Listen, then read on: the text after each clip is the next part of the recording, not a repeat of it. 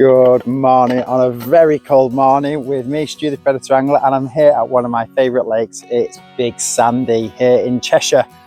I've got a nice hot black coffee because it is very cold this morning, albeit it's beautiful after Storm Dara, so I am not complaining about the chill. I've got my bib and brace on, got my beanie on, got my hot coffee. Let's get set up and let's get them in and let's see what happens today.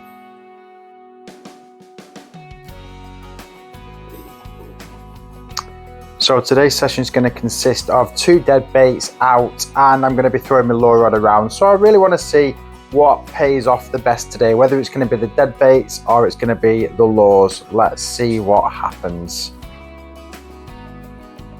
As much as I love this water, the super annoying thing with it is it's so weedy. Like, the weed on the bottom is something you've never seen before. It's incredible. So there's a couple of things you can do. You can pop your dead baits up, or you could use a float and float your dead baits under a float. Now, when I first started fishing this water, I was popping them up just off the bottom, just your standard normal pop up of a dead bait, until I realized just how bad and how weedy this was. And I realized that that was useless because it's still, your dead baits are still lost in the weed. So I've come up with a thing where we use a stop on a bead, which stops the lead running further down the line, which allows the pop-up to come up a bit further off the bottom. Now, it's kind of a bit like a zig. It's not a zig, but it's kind of my version of a zig for pike dead baiting. And I'm going to show you how I do that. So first of all, we need to slide our ledger stem on. I'm using ledger stems today with a little popper on top, 2-ounce lead. I don't use heavy leads for pike fishing. The least path to resistance is always the best for pike fishing, I found. So once your lead's on, it's going to be free running. We're going to slide our buffer bead on. And as you probably know from previous videos, I'm using 80-pound braid, which is what I use. 80-pound braid.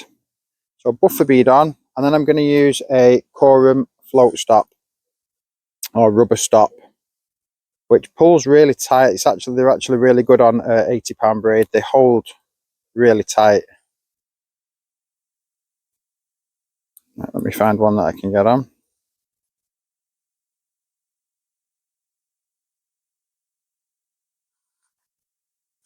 Right.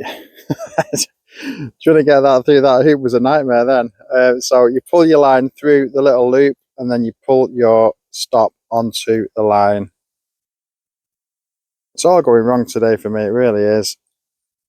It's so tight, which is what I want, because I don't want that stop to slide. So that's the stop on now. And I can slide that down the line as deep as I want my pop-up to go. So I'm probably going to pop it about 2 foot maybe off the bottom.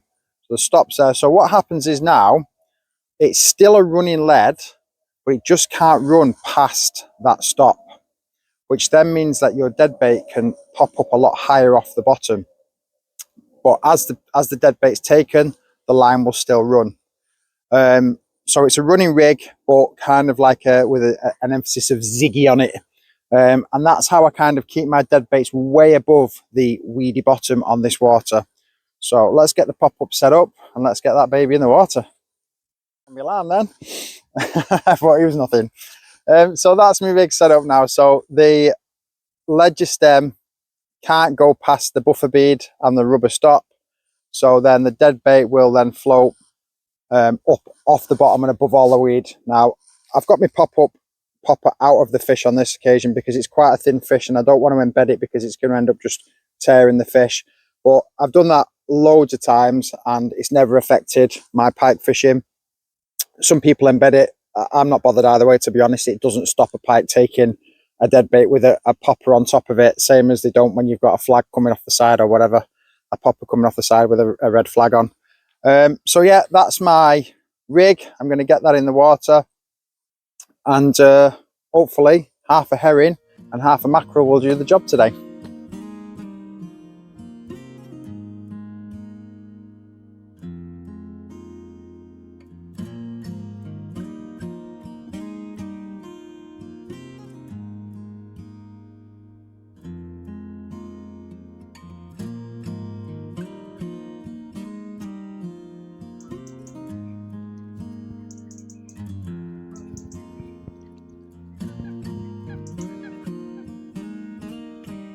So we got the dead baits in, so it's time to get the lure rod out, and I started with the Red Ghost from JH Custom Painted, one that I bagged on this water a few weeks ago.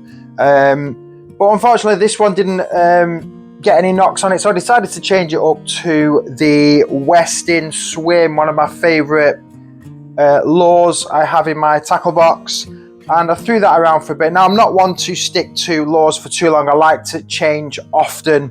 It's just the way I do it. I don't stay with one lure for a mass amount of time.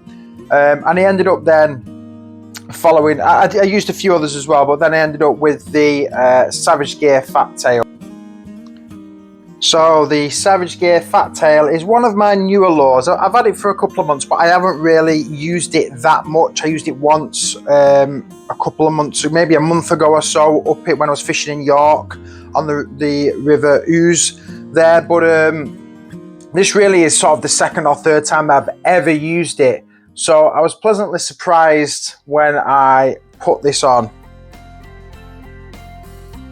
The one thing I love about this little fat tail is that you can actually feel the vibration of the spinning tail in the end of the rod. And this was literally first cast and it was smashed. Like, he hit it pretty hard, which was amazing. And I'm so buzzing that I decided to put that fat tail on.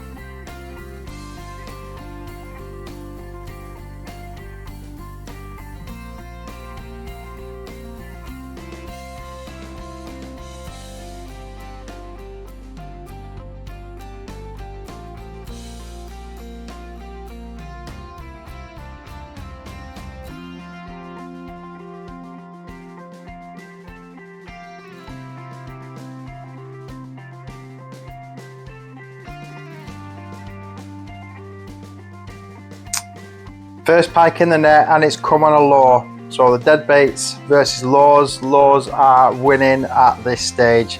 Let's get this little beauty out on the mat.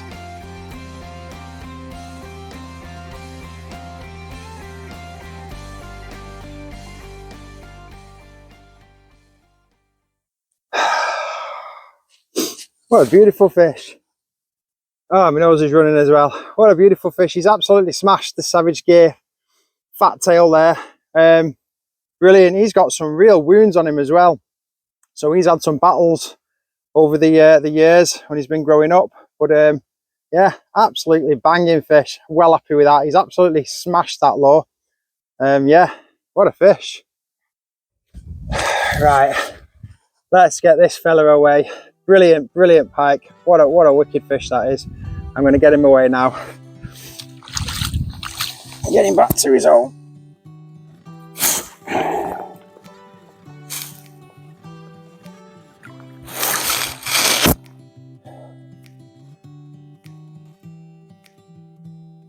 Come on, what a fish.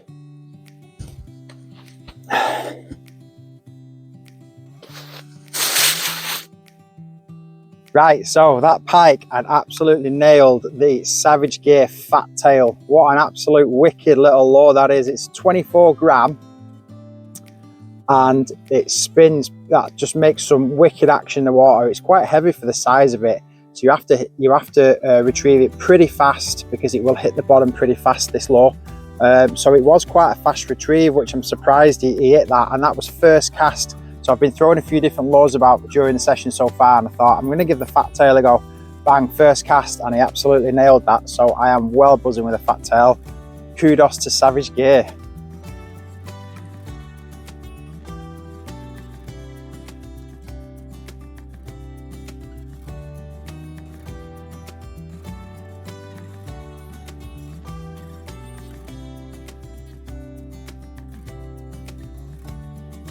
I tell you what, jokes about insects, they don't half bug me. I've got a visitor on the peg. Hello, mate.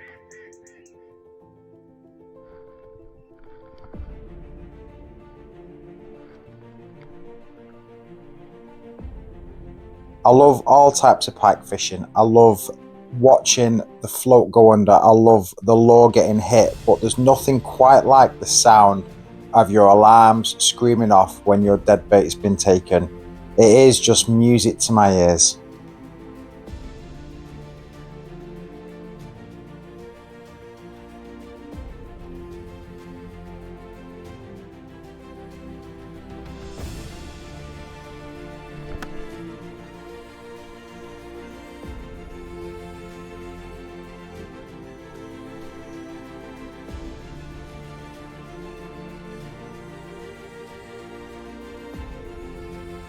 So we got number 2 in the net, and this time it's come on the dead bait, which means it is 1-1 on the lure versus dead baits.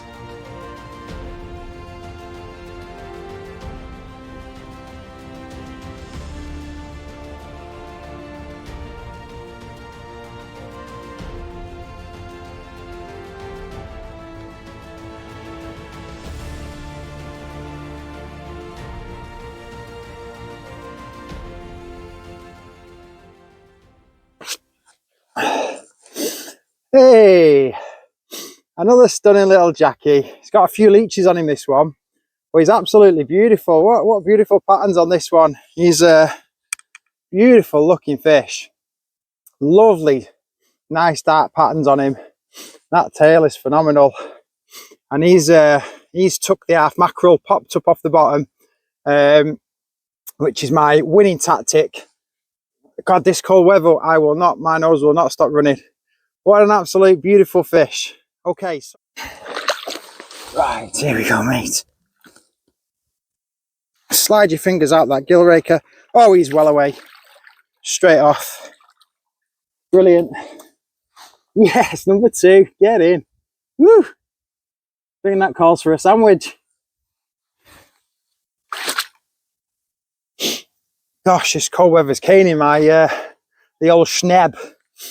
So, as I've said, he's took the half mackerel there, popped up with the popper, which has come out now. Now, I'm using a new little design that I've been trialing, and it's actually pole elastic that I'm pulling through the bait and hooking it onto the hook. And that's the one that it's just gone on. That's the first time I've ever done it that way. So I'm absolutely made up that that pop-up style that I've sort of done has worked. He's absolutely caned that popped up mackerel, but I can't stress enough how much better popping up your baits is for a sight-based predator such as pike. Yes, I know they're scent-based as well, and they can scent out their food in murky waters, but they are a sight-based predator. Their eyes are set sort of at the side but forwards pointing, like any predator. So you've got a nice big juicy half mackerel popped up off the bottom and not sort of down in the weeds or, you know, the silt or whatever. You are so much more likely to get a bite, and I absolutely swear by popping up dead baits, which I'm sure everybody knows by now if they know the way I fish. But that's how I've popped it up. 2 of my custom treble trace using the claw hooks, which are absolutely phenomenal. If anybody wants any of them, let me know. But yeah, that's how I've done it, and we have popped it up quite far off the bottom. As I've said, I've got the stop and the buffer bead further down the line, so that's popped up probably about 2 foot off the bottom when that got taken, and I'm well happy that my new little popper with the pole elastic has done the business there. So I am absolutely buzzing. I think I'm gonna have a sandwich and get this rigged and get it back in.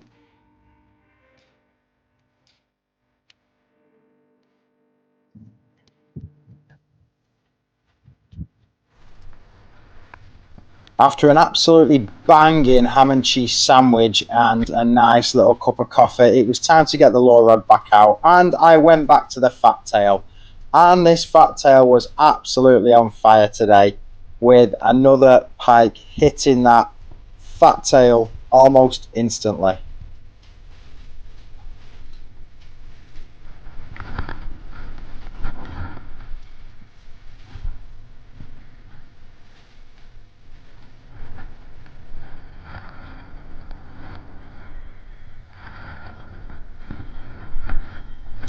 So as this wee fella broke surface, I saw that he was only just hooked, and as I got him into the net, the fat tail came out. So I was so lucky to get this little chap in the net. Well, that's it. That is 2 fish for the lures and 1 for the dead bait.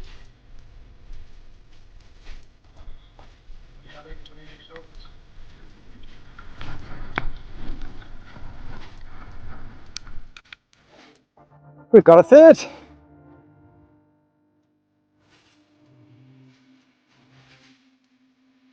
Only a little in, but beautiful pike all the same. He's hit the, oh, there's just a leaf on him there. Just a leaf on him there. He's hit the fat tail again. Fat tail's done it justice again today. What a little fish that is. Yeah, absolutely amazing. But just look at the gnashes in there. Unbelievable teeth. They've got between 300 and 700 teeth in a pike's mouth. And he was only just hooked as well. Like the fat tail came out as he's hit the net, so I was lucky with that. But what an absolutely beautiful little pike. I'm going to get him away straight away.